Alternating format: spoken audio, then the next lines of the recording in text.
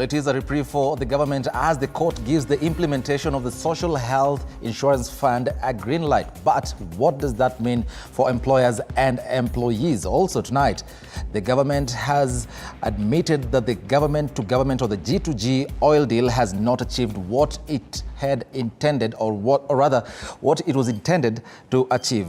What next for that? We have the details in a few, but first, let's have a look at the highlights. Tonight. Also try to clip up the fingernails for reasons which I might not be able to know. And to us as scientists, when you see fingernails clipped away, we think probably it's a person who tried to hide evidence, so that now we are unable to get his DNA from this victim. I have never come across such a case in my forensic life. Government pathologist Johansen Oduor astonished by Rita Waeni's murder, saying murderers clipped her nails. Governor Mwangaza vows legal action over links to sniper's murder. This as ODPP approves charges against 2 suspects, among them Mwangaza's brother. Niliamua kama gavana na kama familia ya kwamba we remain silent. Tusiongee kabisa mpaka hii maneno ifike mwisho na mpaka investigators wamalize kazi yao. And more pain for employers and employees as the Court of Appeal lifts an order barring the implementation of the Social Health Insurance Fund. Good evening once again. My name is Eric Munene. Our sign language interpreter at the bottom end of your screen is Catherine Simaloi. Tonight, the government is poised to exit the government-to-government or G2G oil deal, acknowledging its challenges and its failure to stabilize the Kenyan shilling despite the signing of the deal last year. In a report released by the International Monetary Fund, the government concedes that it has been unable to counter the free fall of the Kenyan shilling against foreign currency, facing pressure in the international market. And as Elizabeth Mutuku now reports, Kenya is now left with only 2 options: an honorable exit or the formulation of a strategic plan for departure. Have a look. The G2G oil deal was signed last year, the government hailing it as the successful plan to shield the Kenyan shilling from free fall. The Energy and Petroleum Regulatory Authority, EPRA, emphasizing that the initiative had safeguarded the economy by eliminating spot purchases of the dollar by around 100 oil marketing companies. Still possible to subsidize until, of course, we had some covenants with IMF. But suddenly the pain is heavy. It's not going to be easy. But luckily, because of our G2G, we have been able to go back to, in the last 2 weeks when we noticed the trend was going off. However, the deal faced controversy, with former Prime Minister Raila Odinga demanding the resignation and prosecution of Energy and Petroleum CS Davis Chirchir and his National Treasury counterpart Njuguna Ndung'u, raising doubts on whether it was a government deal or just a few companies which were involved in the deal. Tulisema punda imechoka. Leo tunasema punda imeanguka. Mzigo umekuwa kubwa zaidi, sasa punda imeanguka. Months later, an International Monetary Fund (IMF) report has revealed that the Kenyan government admitted to planning an exit from the G2G oil deal due to failure to stabilize the Kenyan shilling against foreign currencies. Experts attribute this current taxation on fuel imports resulting in decreased oil imports volumes. This suggests that the fuel consumption in the country might be lower than anticipated. The IMF report further acknowledged distortions in the foreign exchange market, in the increase in rollover risk for private sector financing facilities supporting it, and a commitment to private market solutions in the energy market. Kenya is now faced with 2 options: a strategic exit or a dishonorable termination of the deal. Despite of the challenges, the IMF says that a large share of the increase between March and September 2023 could be attributed to escrow deposits under the oil deal import scheme. Expectations of the continued shilling depreciation amid persistent foreign exchange shortages and market dysfunction are also factors contributing to the decision to reassess the G2G oil deal. Elizabeth Mutuku, TV47, Nairobi. And we have reports that the Treasury has set the record straight on the G2G deal. And of course, we'll be telling you what is the latest about that as and when we get the facts. Now, the Court of Appeal has overturned the orders preventing the implementation of the Social Health Insurance Fund 2023 following an appeal by Health CS Susan Nakumicha. Our health reporter Elizabeth Atieno with the latest highlights on the implementation of the Social Health Insurance Fund that will require Kenyans to have their salaries, or rather contribute 2.7% of their income to the health fund. Have a look. The government secured a major victory as the Court of Appeal on Friday lifted an injunction preventing the enforcement of the Social Health Insurance Act of 2023, the Primary Healthcare Act of 2023 from page 21 to 22, and the Digital Health Act of 2023. The decision followed an appeal by Health Cabinet Secretary Susan Nakumicha against an earlier High Court ruling. According to Nakumicha, the blockage created a service gap, leaving 17 million Kenyans dependent on NHIF without adequate health care. Court of Appeal judges Patrick Kiage, Pauline Nyamwea and Ngenye Masharia identified 3 provisions of the Social Health Insurance Act to remain suspended pending appeal hearing. These include Section 26, subsection 5, which makes registration and contribution a precondition for dealing with or accessing public services from the national and county governments or their entities. Section 27, subsection 4, which provides that a person shall only access healthcare services where their contributions to the Social Health Insurance Fund are up to date and active. And Section 47, subsection 3, which obligates every Kenyan to be uniquely identified for purposes of provision of health services. The High Court stopped the implementation of the Social Health Insurance Fund on the 27th of November 2023, following a petition filed by Joseph Enoch Aura. The executive, led by President William Ruto, criticized the judiciary, accusing them of corruption and undermining development agendas. This now means Kenyans will have to dig deep into their pockets and contribute 2.75% of their income to the Social Health Fund, which incorporates 3 separate funds, including the Primary Healthcare Fund, Social Health Insurance Fund, and the Emergency Chronic and Critical Illness Fund. The new deductions will be capped at 5,000 Kenya shillings, while those in informal settlements will pay 300 Kenya shillings. The Court of Appeal also set strict timelines for the submission of written arguments. The petitioner and supporting parties are required to file within 7 days from today. The registrar of the court will subsequently allocate a hearing date for civil appeal on a priority basis, with a deadline not later than the 31st of March 2024. Elizabeth Atieno, TV47. And we just confirmed that the Treasury has given its facts on the G2G deal, saying that the reports that have been circulating have not been factual. And just go through the last parts of the statement sent by Professor Njuguna Ndung'u, that is the Cabinet Secretary, the National Treasury and Economic Planning.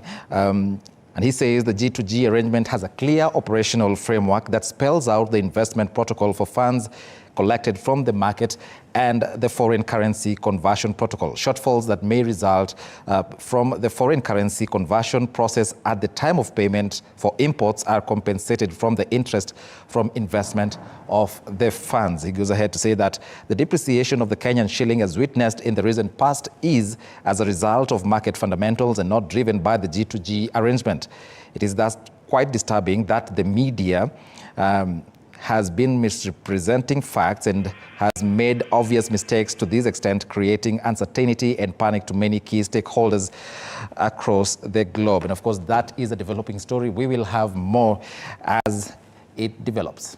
Moving on, the Milimani Anti-Corruption Court in Nairobi has acquitted the suspects in the Anglo leasing case due to insufficient evidence against the defendants. Among those cleared is former government official David Mwangi and 2 businessmen. The defendants were facing charges of allegedly conspiring to defraud the government in a project related to the modernization of police security equipment. After an exhaustive nearly 2-decade investigation into the case involving businessman Rashmi Kamani, Deepak Kamani and former government official David Mwangi, the court has failed to uncover enough evidence to proceed with their prosecution.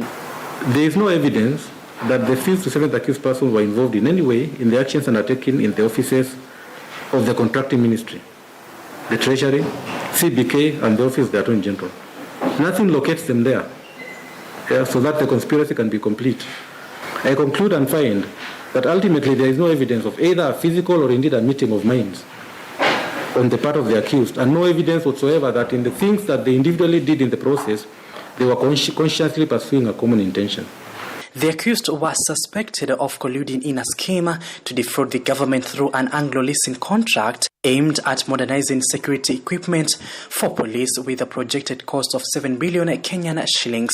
Milimani Chief Magistrate Felix Kombo has acquitted the suspects, citing not only a lack of substantial evidence, but also outlining various other factors that contributed to the court's decision.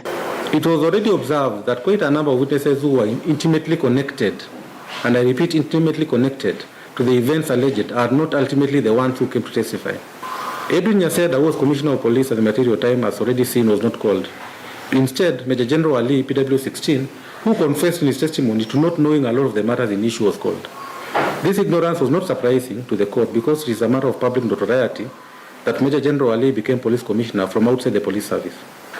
There are numerous cabinet ministers and PSs in the Treasury and in the contracting ministry during the 10 years that Sunday was sole supplier of security equipment to the police department who are available and who are not called to answer some of the difficult questions relating to the company as you heard, especially those relating to the identity of 1B males. Judge Kombo pointed out that crucial witnesses were never called to testify in the case, highlighting contradictions in the prosecutor's arguments, among other reasons that ultimately convinced the court of the innocence of the accused. Paul Munio, TV47. Moving on, the mystery surrounding the death of Rita Waeni Mwendo continues to deepen, with today's autopsy report suggesting that it was a premeditated and deliberate act by the perpetrator or perpetrators. Government pathologist, that is Johansen Odwor, revealing that the assailant may have attempted to conceal potential evidence, evident in the discovery that the deceased's fingernails were clipped. Sheila Chelangat has more on that ongoing investigation. As the investigations into the murder of Rita Waeni Mwendo intensifies, a post-mortem conducted today at the Nairobi funeral home indicates that the homicide might have been premeditated. Yeah, it looked like he knew what to do, because when you look at the skin looked like it was cut with a sharp object. But when you look at the bone, it was sawed off with what looked like a hacksaw.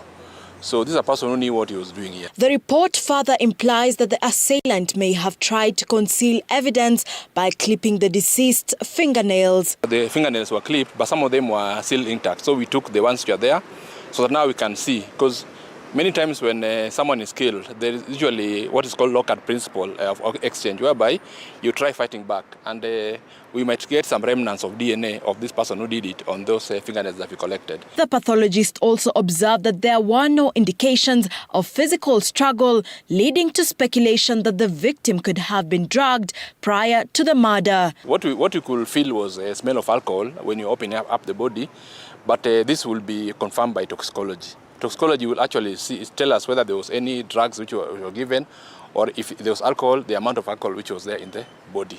Additional samples have been forwarded to the government chemist for further analysis, aiming to provide a thorough report on the mystery surrounding the murder. This is the first time I've come across such an incident. I've never, in my forensic life, I've never come across such incidents around. Meanwhile, female leaders today condemned the recent surge in femicide cases, urging the government to address intimate partner violence. I have seen comments from different quarters stating that our children, Starlet Wahu, Rita Waeni, and just yesterday a woman who was killed by her husband, deserved to be killed. This and many other women and girls have suffered the fate of violence that we as a society have refused to address. Women leaders further calling on the public to refrain from victim shaming. Sheila Chalangat for TV47. We really hope the family of Waeni gets justice. Now, Meru Governor Kawira Mwangaza has demanded transparency from the police regarding the investigation into the murder of blogger and political activist Daniel Muthiani, popularly known as Sniper. The Meru County boss accused her political rivals of influencing the investigations, asserting that the process is politically motivated. She challenged the detectives handling the case to present evidence linking her to the murder. Here's John Javakiania with more details. Meru Governor Kawira Mwangaza has demanded the Directorate of Criminal Investigations, DCI, promptly releases a comprehensive report detailing the outcome of its investigations into the murder of Meru blogger Daniel Muthiani, popularly known as Sniper. Addressing the press, Meru Governor emphasized the need for the findings to be made public within the 2 days, warning that failure to which her supporters will march towards the DCI's office to demand for the report. Na mlipofika kwa governor's residence kama kitengo ambacho kinastahili kuchunguza, mlichukua CCTV vitu ambazo ni za CCTV cameras, mkachukua kila kitu ambacho mliona kinahitajika katika upelelezi wenu. Up to date, mbona mjatuambia mlipata nini kwa governor? Yes, watuambie. Mulibeba cameras ama hizo machines zote. Hakuna mtu aliwazuia. Nikasema mfunguliwe mpaka hata bedroom. Nataka kuuliza kama governor mulipata nini? Kuna mbroga moja mkubwa anaitwa Dennis Itombe. Yeye amekuwa akiandika ya kwamba Sniper ni big critic wa serikali ya Kawira Mwangaza. Shame on him. Ebu Itumbi produce videos ambazo Sniper alikuwa akikritik Kawira Mwangaza ama Murega Baichu ama serikali. Mwangaza has accused key political figures in the government of being behind Sniper's murder. She asserted that the incident has been manipulated into a political ploy to garner support from Meru residents. Nataka kutangazia dunia ya kwamba uchunguzi umejaa siasa tupu. Kabisa. Siasa tupu. Kabisa. Na hatutanyamaza, tutataja watu kwa majina. Huyu mtu ambaye ni mshtakiwa the key suspect mkuu ambaye ni Supu. Munahitaji kuangalia mtu mmoja tu wa governor mwenye alipigia simu ama wengine wengi ambaye pia aliwapigia simu. Kwani Supu alipigia tu ndugu yangu simu? Hakuna mtu mwingine alipigia simu siku hiyo? Na Mungu aliye juu mbinguni anajua.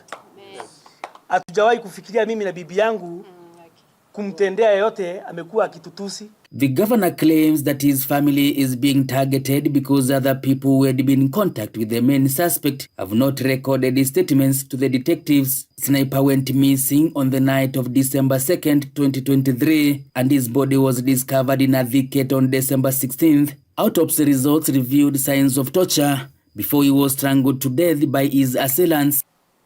Na nina kabisa nitasimama na nitaongea, na si leo peke yake, siku nyingine na nyingine nitaongea.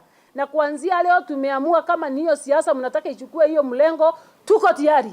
The Office of the Director of Prosecution ODPP ordered Supu and Mwangaza brother to undergo a mental assessment to ascertain if they were fit to stand trial and face murder charges.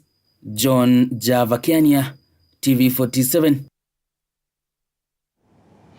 Now moving on, Senior Counsel Ahmed Nasir Abdullahi has declared his intention to file a petition before the East African Court of Justice in response to the recent action by the Supreme Court barring him and his employees from making submissions before the Apex Court. The escalating conflict has drawn numerous reactions, with LSK President Eric Theory condemning the Supreme Court's actions. Theory has criticized the move, denouncing it as illegal and irregular. Paul Kirobi with more. Prominent city lawyer Ahmed Nasir has found himself at the center of a heated battle between two giants, the Supreme Court of Kenya and the Executive, following yesterday's Supreme Court action barring Nasir from making any submissions. He has now decided to escalate the matter to a higher level, seeking justice. In a tweet on his official X account, Nasir, a vocal and prominent senior counsel, announced that he has instructed his lawyers to file a petition in the East African Court of Justice, domiciled in Arusha. This move is aimed at seeking legal redress against Kenya's Chief Justice Martha Koome. The decision to suspend the senior counsel has drawn criticism, with the Law Society of Kenya (LSK) insisting that the move is unconstitutional. Through LSK President Eric Theuri, LSK says that the court is violating the consumer's right by dictating who should appear before them. He emphasizes that the court has no legal right to bar an advocate duly authorized by the Law Society of Kenya. Amidst all these conflicts, which originated from President Ruto's persistent statement about corruption in the judiciary, Theuri states that the decision justifies the attacks on the judiciary. He argues that the move violates the principle of the right to be heard, a fundamental element of any fair decision. Meanwhile, the Law Society of Kenya says that it will not allow its statutory mandate to be encroached upon the court and will seek an immediate retraction and apology from the Supreme Court. The Law Society of Kenya finds itself in the midst of this conflict after recently defending the Supreme Court of Kenya against corruption allegations leveled at the institution. In a letter drafted by Registrar Letizia Wachira, the Supreme Court barred Ahmed Nasir and employees of his law firm from filing cases before it, citing what it termed as incessant attacks. The court accused the lawyer of conducting a campaign in the broadcast, print and social media, accusing it and its judges of corruption, incompetence and outright bribery.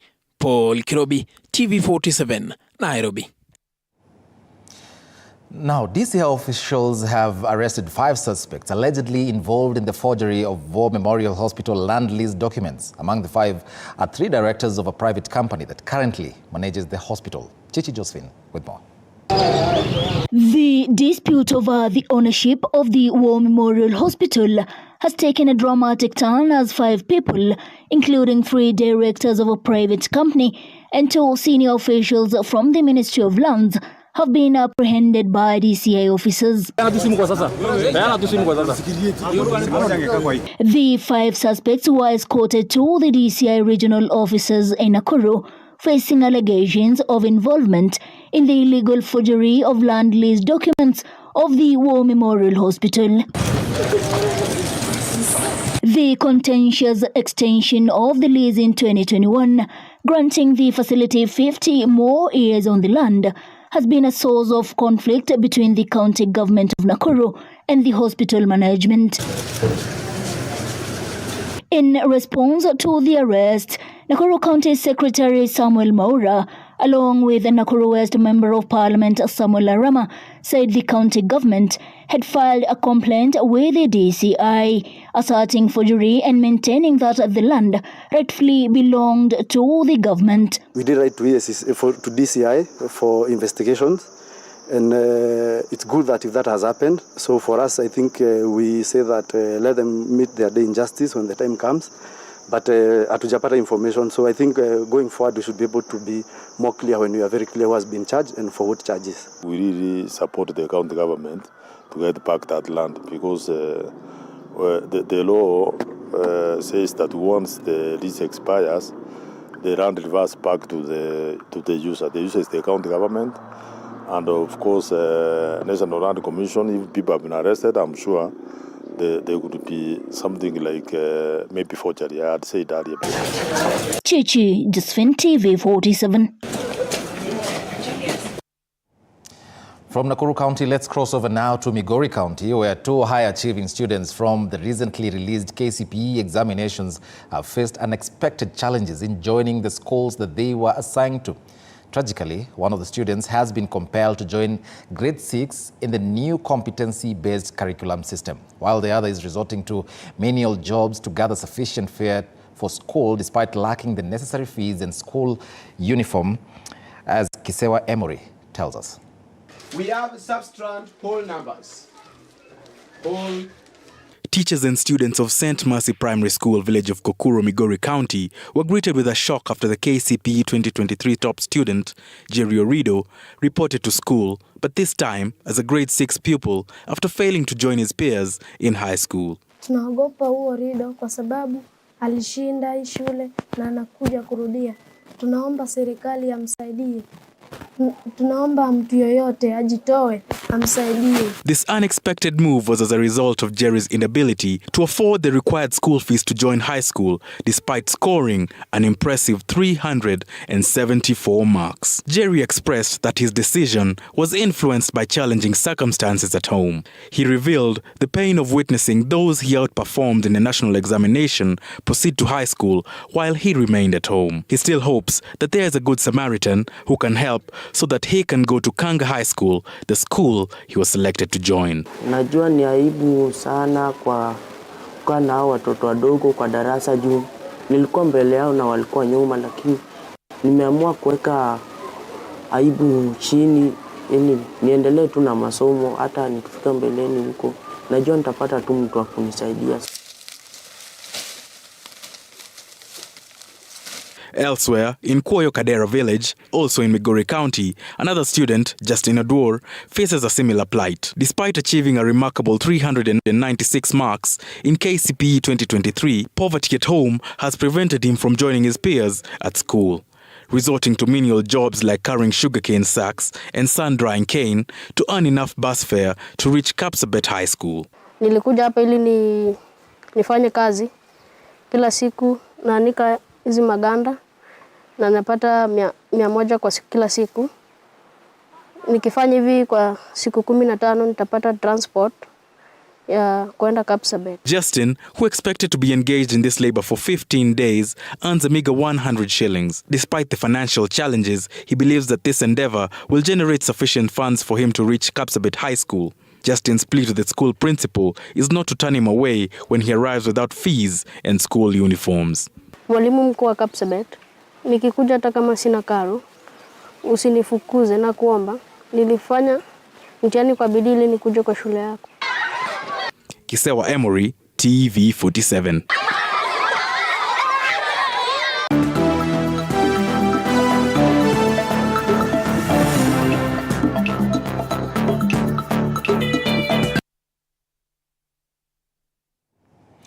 This is TV47 Sports News with ClickBet, giving you a chance to claim exclusive rewards like Mozi, airtime, cooking oil, bus fare and other prizes. There is also a fully expenses paid trip to Mombasa Beach Hotel. To participate, send the word Flight 47 to 24550. That is 24550, and you stand a chance to win amazing prizes.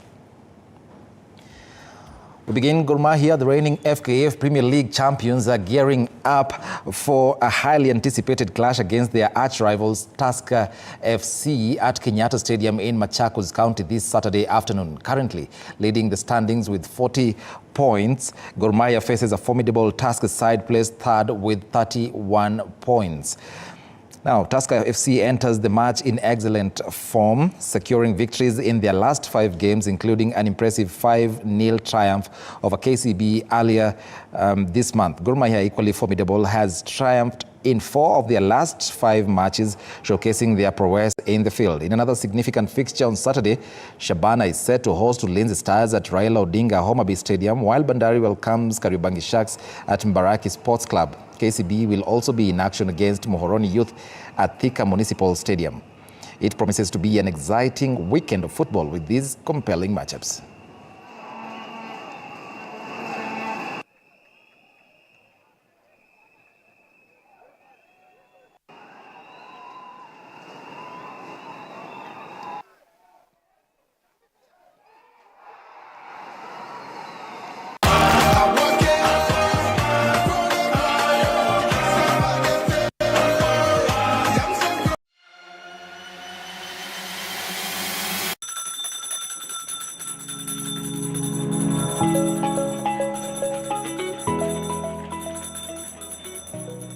Wanasema wasemao kuwa elimu ni bahari haiishi kwa kuchotwa.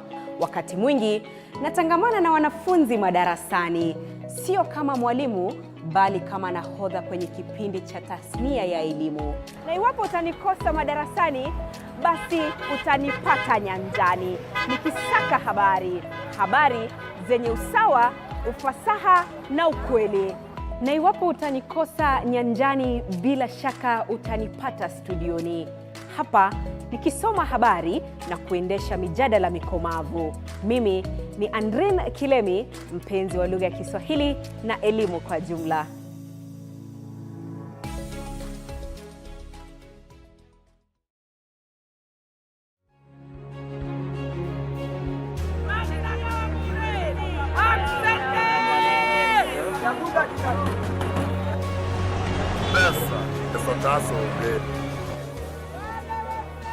They say money makes the world go round.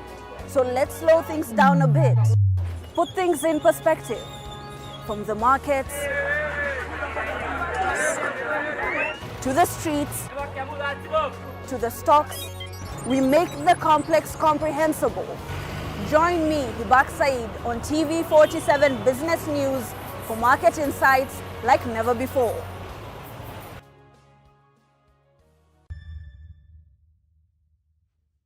The news that matters the most is the one that hits close to home. When disasters strike, we are there to inform you.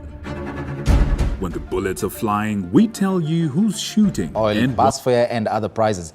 There is also a fully expenses-paid trip to Mombasa Beach Hotel. To participate, send the word flight 47 to 24550 and you stand a chance to win amazing prizes. Well, at 29 minutes past the hour, time now for a very short break. Disruptive Fridays is up next. We are talking about the unveiling of source, or rather the open source magic. We'll be talking about open source software, the differences the software has with proprietary software, what opportunities lie therein. You don't want to miss this conversation. Up next in a few.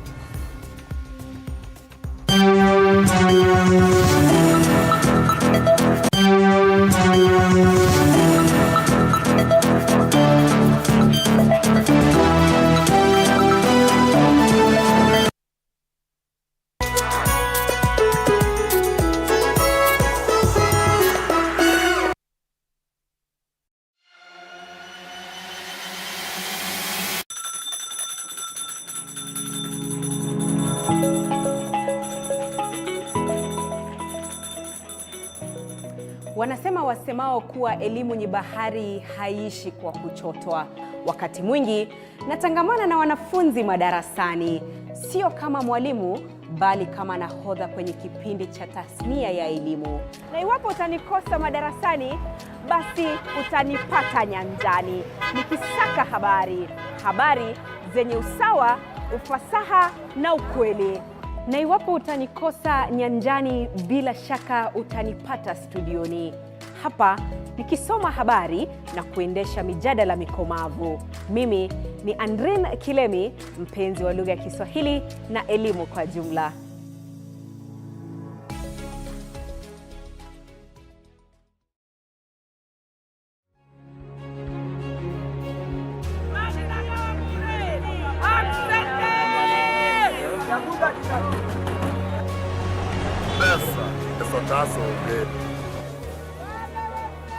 They say money makes the world go round.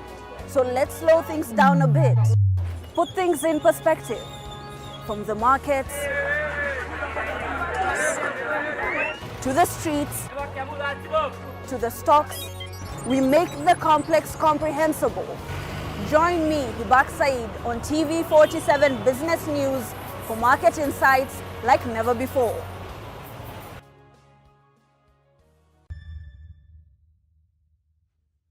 The news that matters the most is the one that hits close to home.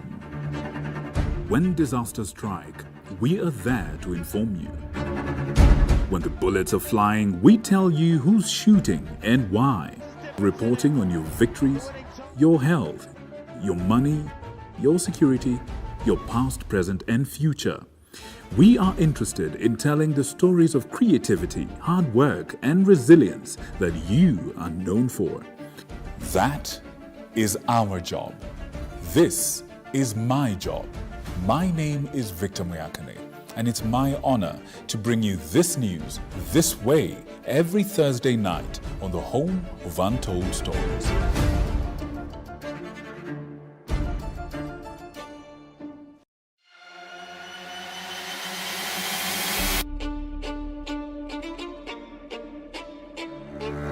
Katika majengo haya, hapa ndipo sheria zinapotungwa na zinapopakuliwa. Nitakuletea viongozi mbalimbali, mirengo mbalimbali, wote kwa pamoja wakipika na kupakua. Tutawapa nafasi kuweza kuangazia changamoto na mafanikio ya ugatuzi katika ukumbi wa siasa kila siku ya Jumanne kuanzia saa 1 kamili na kuendelea.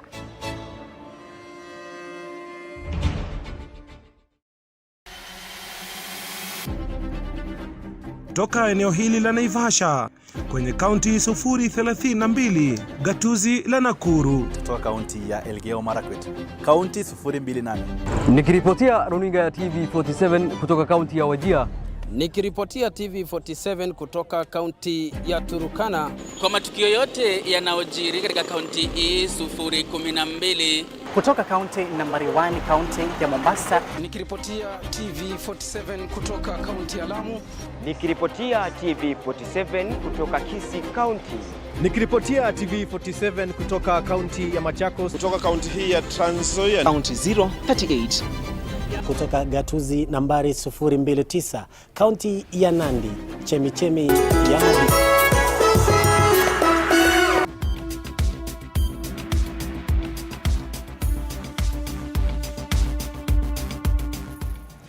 Welcome back and thanks for staying with us. This is Disruptive Fridays.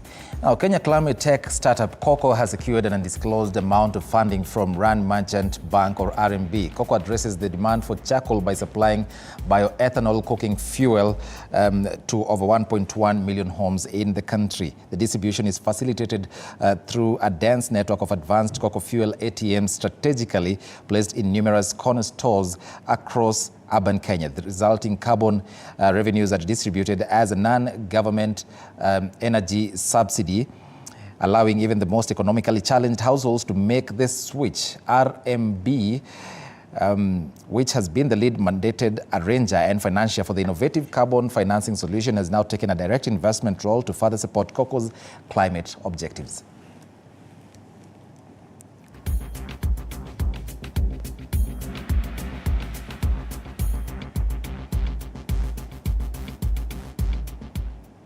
Now, more and more Africans can now own cryptocurrency. Why, if you may ask? Now, Coinbase, the cryptocurrency exchange, has unveiled a strategic alliance with YellowCard, a prominent African fintech firm.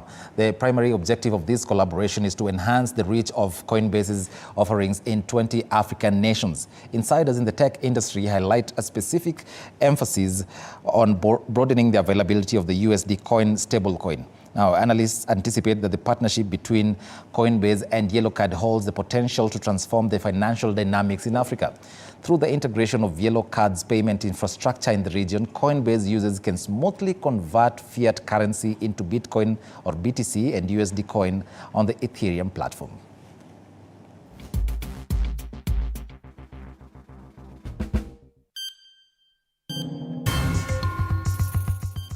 Now, the dawn of AI smartphones has ushered in a new era epitomized by the recently unveiled S24 series at the Samsung Unpacked 2024 event. Samsung, in a showcase of technological prowess, introduced its latest line of Galaxy S24 smartphones, integrating advanced artificial intelligence capabilities that mark a paradigm shift in the realm of mobile devices. A notable demonstration showcased a user leveraging AI to seamlessly make a restaurant reservations, overcoming the language barrier within the native call app. Now, the conversation was instantaneously translated as the user spoke, enabling effective communication with the other party who responded in their language. The response was then swiftly translated back into the caller's language, which was English. Have a look. Gina, hey, how are you? 난 잘 지내지. I'm doing well. So, I need an expert to tell Stuart about the amazing process.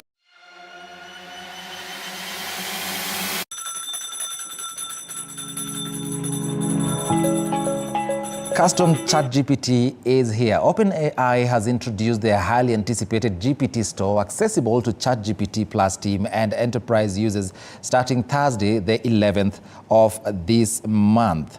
Now, the platform allows users to share custom versions of their popular AI chatbot, that is ChatGPT. The custom versions, referred to as GPTs, were initially unveiled during OpenAI's inaugural Dev Day conference held in November last year. Users can effortlessly create GPTs tailored for specific use cases using natural language, eliminating the need for coding. Since the launch, the community has generated over 3 million GPTs. With the GPT store, users can now save and share their custom GPTs.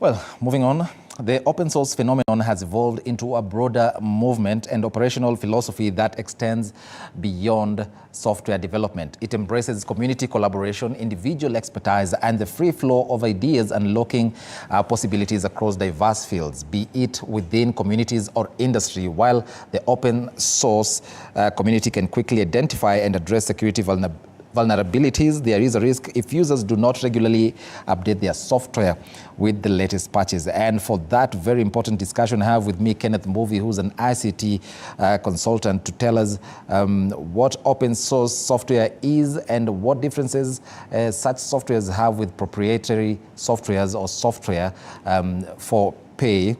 Welcome to the studio, sir. Thanks, Bwana Eric, for this rare opportunity to educate the public on open source software. Well, first of all, before you delve into that open source software, what do you think about the latest Samsung AI-powered phone? Like you can be speaking two different languages. I speak in Swahili and you respond in English as it does the translation in real time. What do you make of that? I think that's a very nice feature because now you're able to, when you travel abroad, you don't have to learn the language of the destination country. Yes. For example, if you go to Spain and you don't know Spanish, you can use that phone now to communicate well with the Spaniards or any other country. Yes, so I think it's a very, very, very nice feature. All thanks to artificial intelligence, and it can only get better, I believe. Yes, indeed. Well, welcome to the show. So, give us a brief overview of what open source software, you're an expert in that field, what open source software is and how it is different from the pay-for software or proprietary software. Yeah. Well, let me explain first what the open source software is.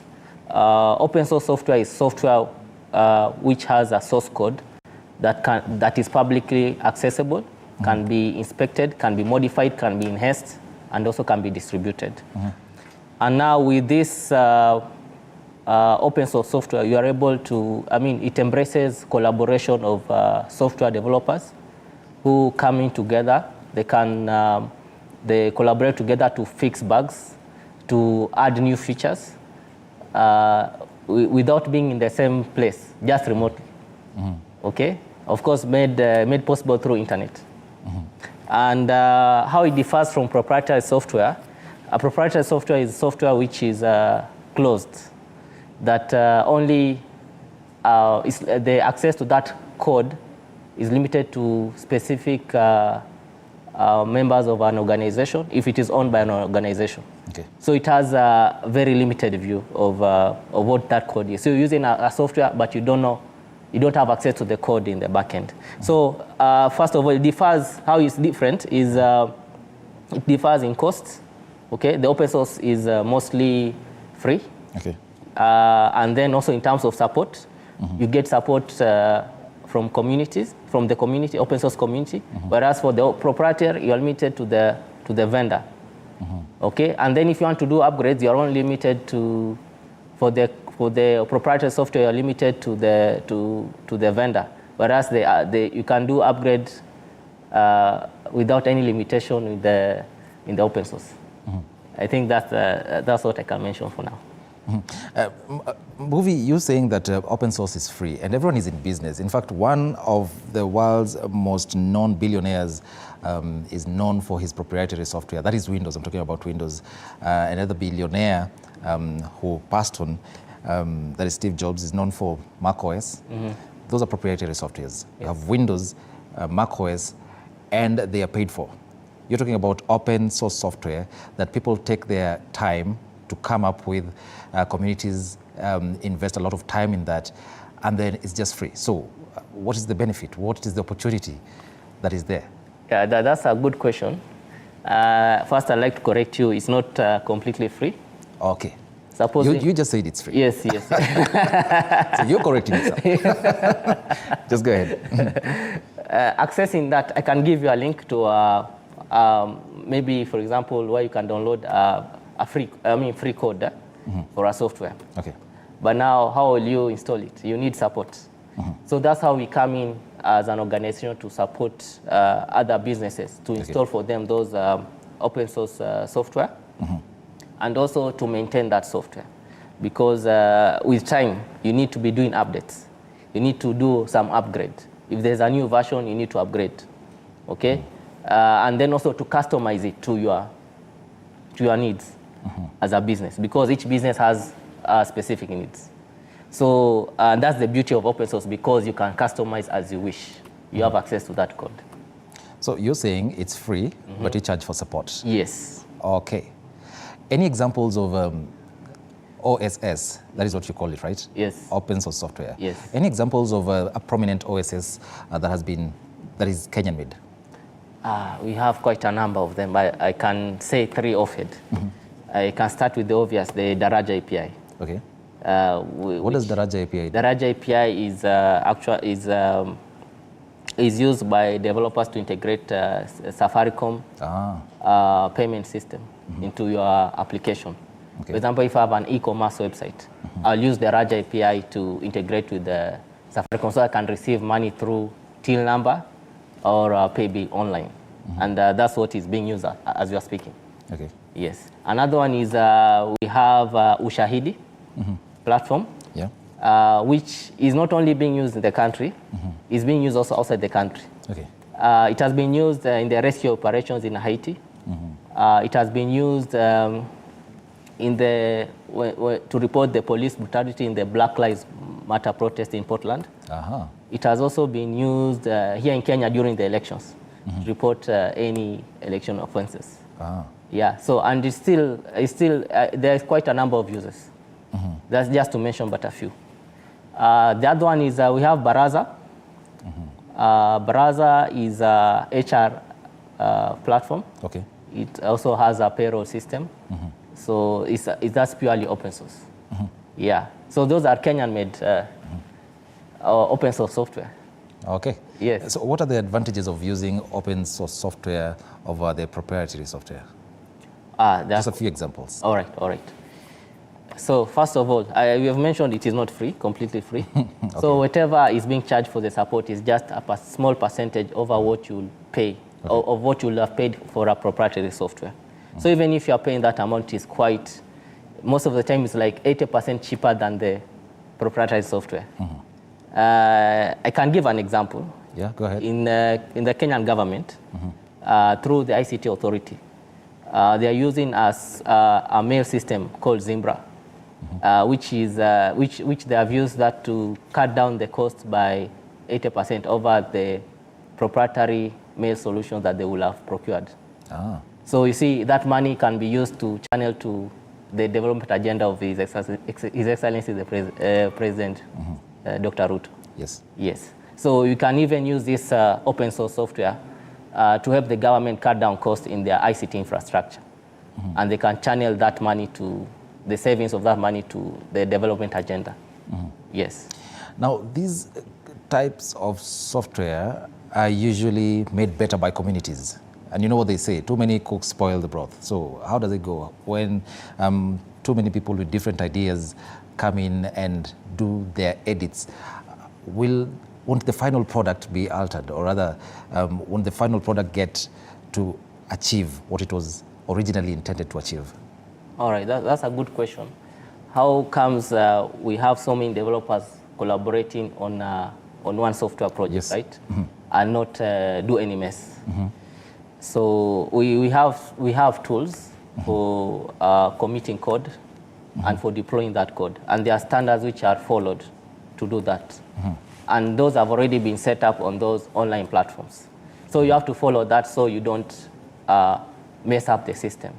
And also there are some changes which, if you commit, it will not be accepted. Because there is, that software is being seen by so many developers, probably across the world. So if you make a mistake there, somebody will come and correct it. And these are developers with varying skills, right? Yes, exactly. So isn't this decentralized? You're saying one has to accept the changes? Yes. All right. So tell us the significance of open source software licenses.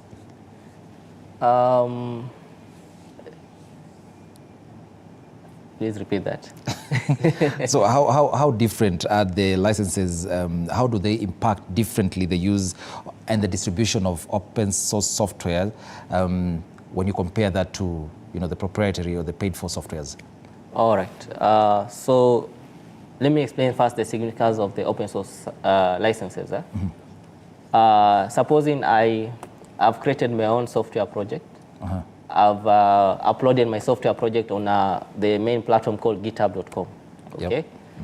And you want to come and use GitHub is a repository. Is a repository. Okay. Yeah, but also the URL it's a platform where anybody can upload their software project. Okay. Okay. So now I have to apply a license on my software project. All right. If I want anybody to use my software, I can decide to patent that software and apply specific kind of license, which somebody has to pay me whenever they want to use that. Of course, it is free, they can use and customize the way they want, but they may have to pay for the patent. Okay? And also, I will also decide to say, to make it less restrictive and say anybody can do whatever they want with it without any repercussions. So to come to that, I have to explain there are two types of licenses. We have copyleft licenses and we have permissive licenses. So for copyleft licenses, any user or any developer who wants to use my software code, they have to inherit the license that I've applied to that software. Whereas for the permissive is the one that anybody is free to modify and distribute without any restriction. Yes. So I have to decide, the originators of this code, of these software projects, are the ones who decide which license are going to apply to which kind of license are going to apply to their software. Yes. And I believe this type of technology has evolved over the years. Yes. And you are in it, you're an expert in it. Could you kindly tell us some of the key milestones that have been realized over the years? Yeah, we have, let me explain first how open source started. Okay. Before in the 1980s, up to the 1990s, we used to have only proprietary software. Okay? They paid for software. They paid for software. We didn't have open source at all.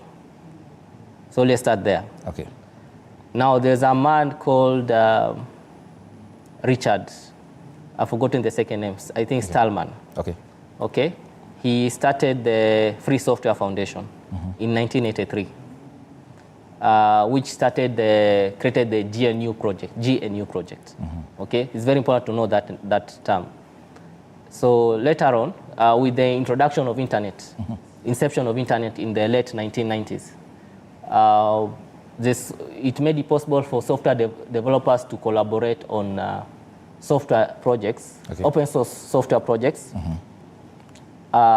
without being at the same place at the same time. All right. Through the internet. Okay. So we have, in the late 1990s, we have a Finnish student who was called Linus Torvald, whom we still celebrate now because he's the founder. He came up with the Linux systems, the Linux operating system. Yes. You have Windows, now we have a Linux operating system. Yes. So for the Linux operating system, is now the foundation of most of these open source software projects. All of them, most of them are running on The on Linux. Even your phone, if your phone is Android, is running on Linux. Ah, awesome. If you are using a browser code for Mozilla. Yeah, Firefox. It is running on Linux. It's based on Linux. It's open source. Okay. Yes. And quite a number of so many other softwares that you may be using and you're not aware it is open source.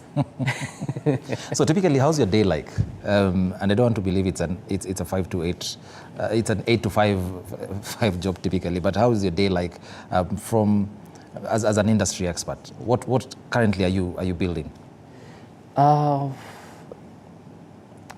I'm building a